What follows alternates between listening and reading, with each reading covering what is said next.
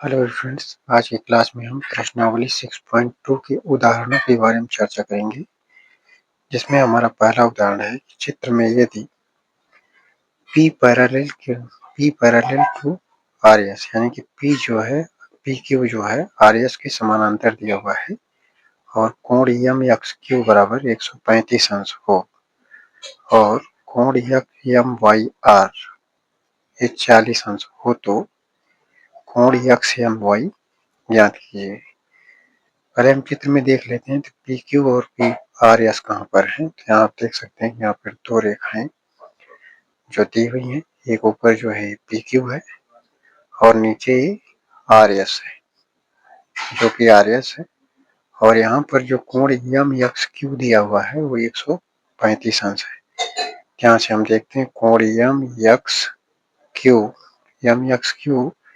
135 अंश दिया है और कोण एम वाई आर जो दिया है ये 40 अंश दिया हुआ है। अब हमसे कोण यक्स एम वाई पूछा है, यक्स एम वाई हमें कोण यक्स एम वाई पूछा है। तो कोण यक्स एम वाई ज्ञात करने के लिए हम यहाँ यम से होकर एक रेखा खींचते हैं, एक रेखा ऐसे डायरेक्ट कर देंगे जिस रेखा का नाम हम ए बी रख देंगे। यानी कि हमने ऐसे एक रेखा डॉटेड खींच दिया और इस रेखा का नाम रख दिया ए बी। इस तरह से ए बी रख देंगे इस रेखा का नाम। अब हमें अगर यहाँ पर दो कोण ज्ञात हो जाए तो हम कोण एक्स एम वाई का मान ज्ञात कर सकते हैं। यदि हमें कोण जो है क्यू एक्स एम ए यानी क्यू एक्स एम या फिर कह लें कि यदि कोण हमें एक्स एम बी हमें मिल जाए, यहाँ हम इस बिंदु को बी मानेंगे और ये बिंदु ए है। तो यदि कोण हमें एक्स एम बी अगर मिल जाए और दूसरा कोण जो है बी एम वाई ये बी एम वाई और एक्स एम बी, अगर ये दोनों कोण हम ज्ञात कर लें तो हम जो है कोण एक्स एम वाई का मान बता सकते हैं। तो हमने तो अब आगे इसको कैसे सॉल्व करेंगे, हम यहाँ लिखेंगे ए बी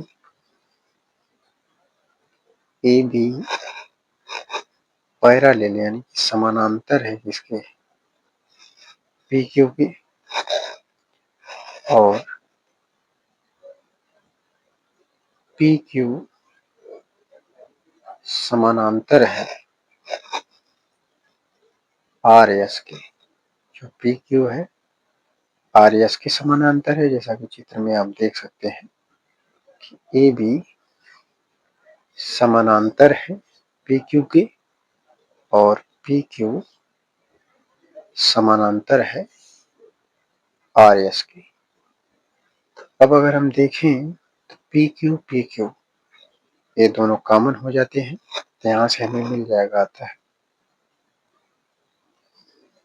ए बी समानांतर है आर एस के। इस तरह से अगर हम देखें तो हमें जो यहाँ कोण मिलता है तो एक कोण हमारा मिल जाता है क्यू एक्स एम और दूसरा कोण मिल जाता है X M B Q X M B इन दोनों का जो कोणों का योगफल होगा ये 180 अंश होगा। ये अंतःकोणों का योगफल आएगा जो कि हम इसे लिख सकते हैं कोण क्यू एक्स एम प्लस कोण एक्स एम पी बराबर 180 अंश, यानी कि 180 अंश के इक्वल आएगा।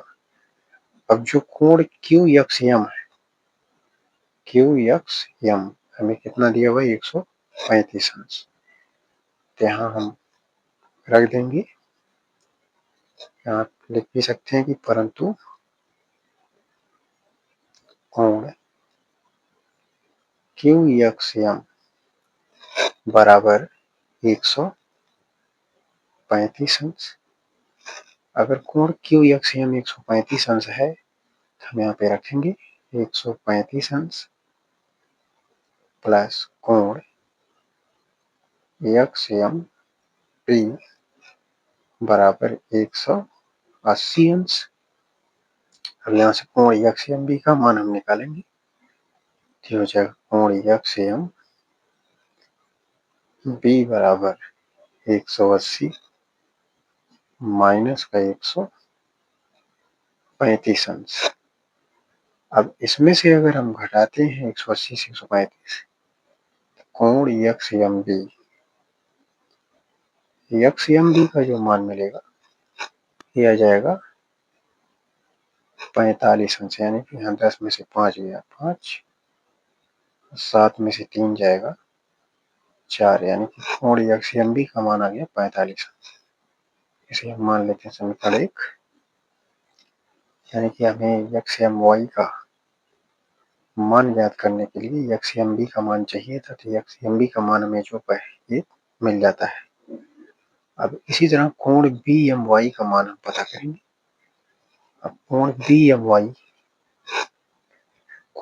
वाई का मान पता करने के लिए अगर हम देखें, जो कोण बी एम वाई है वो एम वाई आर के इक्वल होगा।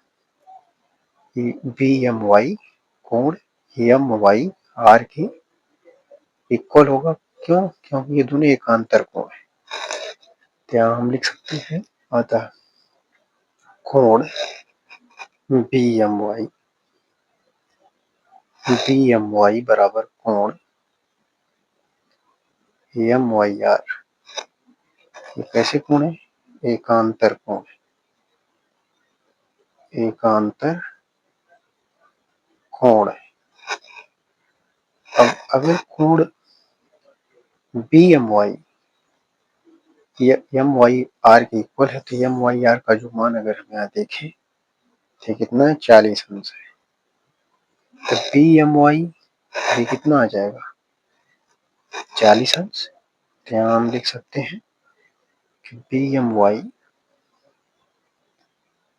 वाई बराबर 40 अंश। ऐसे हम मान लेते हैं समीकरण नंबर 2। अब आगे क्या करेंगे, यहाँ करेंगे समीकरण 1 व समीकरण 2 को जोड़ने पर समीकरण 1 व समीकरण 2 को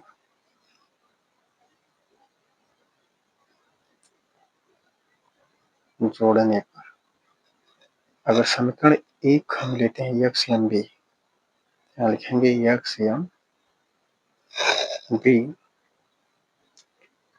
प्लस समीकरण 2 है बी एम वाई बराबर, अब जो एक्स एम बी है उसका मान था 45 अंश, और जो बी एम वाई है इसका मान था 40 अंश। इस तरह से जो कोण, अब हम देखते हैं जो हमें कोण निकालना था वो था कोण एक्स एम वाई। ये कोण एक्स एम वाई, कोण एक्स एम वाई दो कोणों का योगफल था, एक्स एम बी और बी एम वाई। तो हम इसकी जगह पे क्या लिख सकते हैं, कोण एक्स एम वाई बराबर, अब इसको जोड़ेंगे फिर 40 40 80 5 85 अंश हो जाता है, यानी कोण एक्स एम वाई का मान कितना मिला, 85 अंश। हमारे पहला क्वेश्चन सॉल्व हो जाता है। अब चलते हैं हम क्वेश्चन नंबर 2 पर। क्वेश्चन नंबर 2 हमसे कहा है कि यदि एक तिर्यक रेखा दो रेखाओं को इस प्रकार परिच्छेद करती है कि संगत कोणों के एक युग्म के समद्विभाजक परस्पर समानांतर हो, तो सिद्ध कीजिए कि दोनों रेखाएं भी परस्पर समानांतर होती है। यानी कि चित्र में हमें दो समानांतर रेखाएं दी हुई है, यानी कि एडी एक तिर्यक रेखा है। जो रेखा हमारी है तिर्यक रेखा, ये एडी है, तिर्यक रेखा है। और दो बिंदु दिए हुए हैं, एक बिंदु बी है, दूसरा बिंदु ये वाला यहाँ सी है। यानी कि हम कहें तो तिर्यक रेखा हमारी ए बी है और दो रेखाएं पी क्यू, एक पी क्यू है, दूसरा आर एस है। क्रमशः अभी जो पी क्यू आर एस रेखा है, ये तिर्यक रेखा एडी दो बिंदुओं पर परिच्छेद करती है। एक बिंदु बी है, दूसरा बिंदु सी पर परिच्छेद करती है। और किरण बीई, ये जो किरण बीई है, ये कोण ए बी क्यू को समद्विभाजित कर रही है। यहाँ पे देख सकते हैं कोण ए बी क्यू को किरण बीई समद्विभाजित कर रही है। और किरण सी जी, ये रही किरण सी जी, ये बिंदु सी है, सी जी कोण बी सी एस, कोण बी सी एस को समद्विभाजित करती है। तो इस तरह से हम कह सकते हैं कि बीई जो सी जी के समानांतर होगा। यानी कि हम लिख सकते हैं कोण जो रेखा बीई है, बीई समानांतर सी जी। हमें क्या सिद्ध करना है? ये जो पी क्यू है वो आर एस के समानांतर है। तो हम लिख देंगे कि सिद्ध करना है कि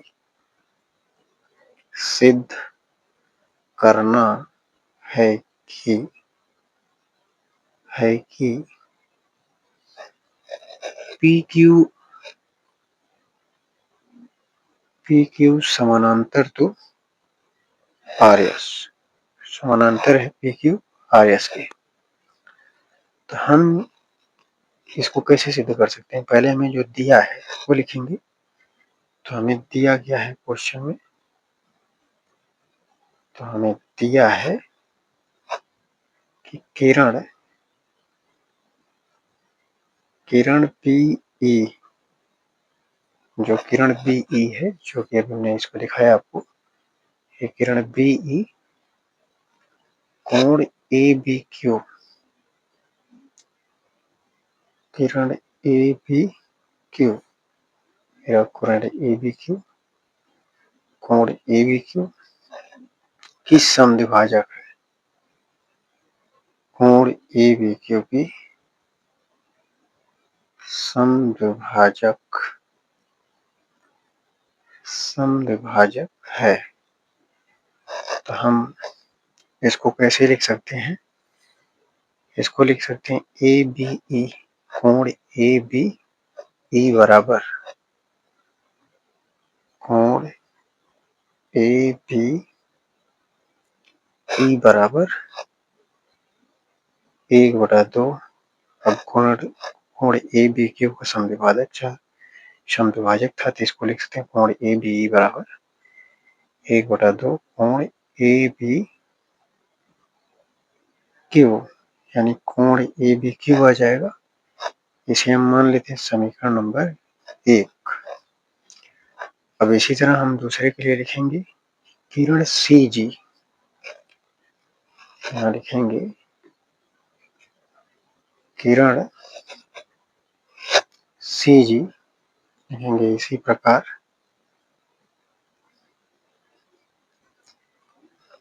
किरण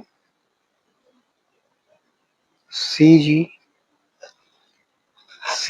अब जो किरण CG है ये हमें मिलेगा कोण BCS, ये जो कोण BCS, इसमें देख लेते हैं कोण BCS का ये CG जो है समद्विभाजक है, ध्यान रखेंगे। इसी प्रकार किरण CG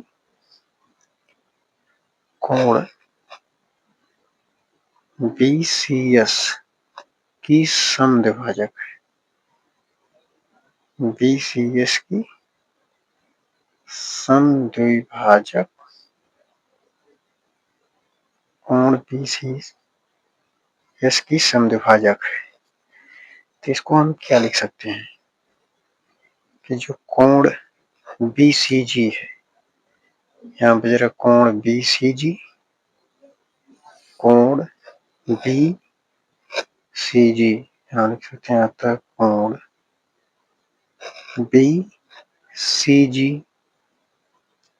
BCG बराबर, जो कोण BCG है वो आधा होगा किसका, 1/2 कोण BCS, BCG और ये BCS का आधा होगा।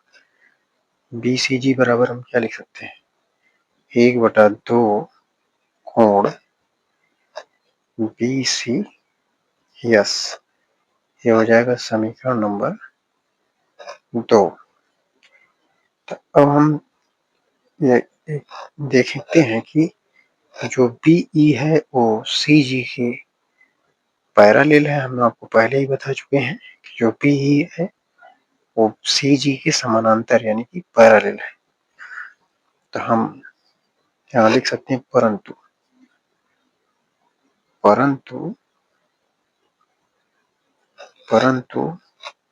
BE पैरेलल यानी समानांतर है CG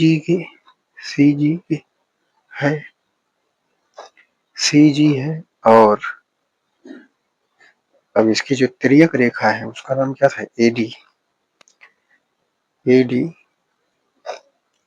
एक तिर्यक रेखा है, AD एक तिर्यक रेखा है, जो AD है एक तिर्यक रेखा है। जब AD एक तिर्यक रेखा है तो जो कोण ABE है, कोण ABE, कोण BCG, कोण BCG के इक्वल होगा। ये संगत कोण आएंगे यानी कोण B कोण C का क्या होगा, संगत कोण हो जाएगा। तो हम लिख सकते हैं अतः कोण ABE बराबर कोण BCG होगा। अभी कैसे आया, संगत कोण की वजह से, संगत कोण से होगा। तो इसे हम मान लेते समीकरण 3। अब समीकरण 3 में समीकरण 1 और 2 के मान को प्रतिस्थापित करेंगे। तो हम लिखेंगे समीकरण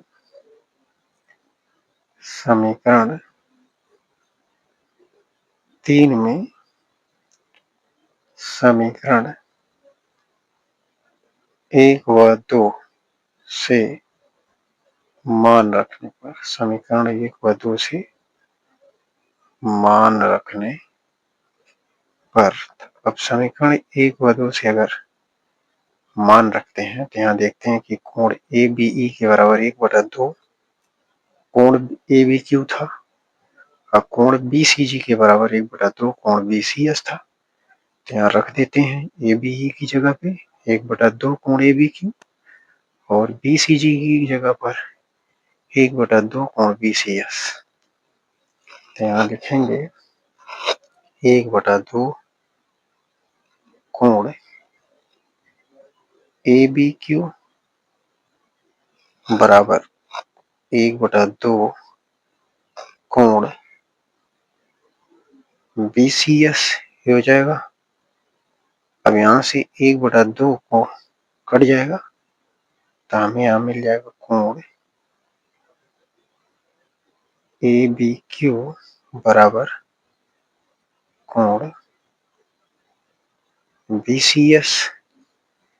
जब हमें कोण ABQ के बराबर कोण BCS मिल जाएगा तो इस प्रकार से ये हमारा सिद्ध हो जाता है कि जो ये PQRS के साथ बनाए गए संगत कोण है, जो PQRS के साथ जो क्या है बनाए गए संगत कोण है, जो तिर्यक रेखा AD द्वारा काटा गया है। यहाँ लिख सकते हैं परंतु ये तिर्यक रेखा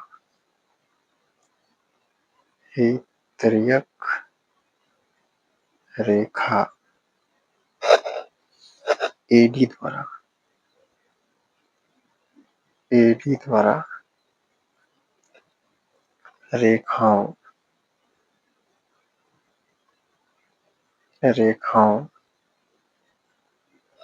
PQ और RS के साथ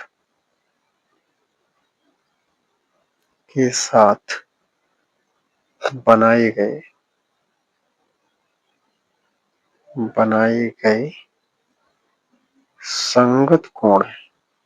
गए संगत कोण है। तो अगर ये संगत कोण है तो फिर ये क्या होंगे, बराबर होंगे। देख सकते हैं कि अतः ये बराबर होंगे।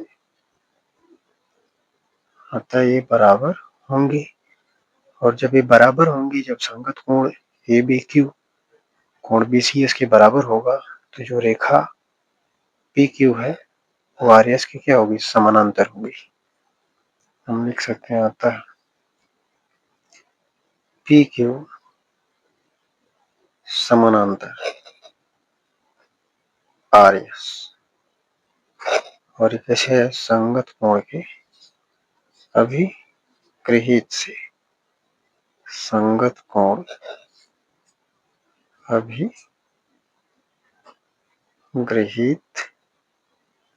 से। इस प्रकार से हमारा एक क्वेश्चन नंबर 2 भी पूरी तरह से सॉल्व हो जाता है। अब हम चलते हैं क्वेश्चन नंबर 3 पर। क्वेश्चन नंबर जो 3 है इसमें कह रहा है कि दिए गए चित्र में यदि कोण 2 बराबर, यहाँ जो कोण 2 का मान दिया है ये कितना दिया है, 120 अंश, और कोण 6 का मान दे रखा है यहाँ पर 60 अंश हो, तो सिद्ध कीजिए कि रेखा यम, ये जो रेखा यम है और जो रेखा यन है, यम जो है यन के समानांतर है, यानी कि पैरेलल है। पहले हमें जो दिया है वो लिख लेते हैं। हमें दे रखा है कि दिया है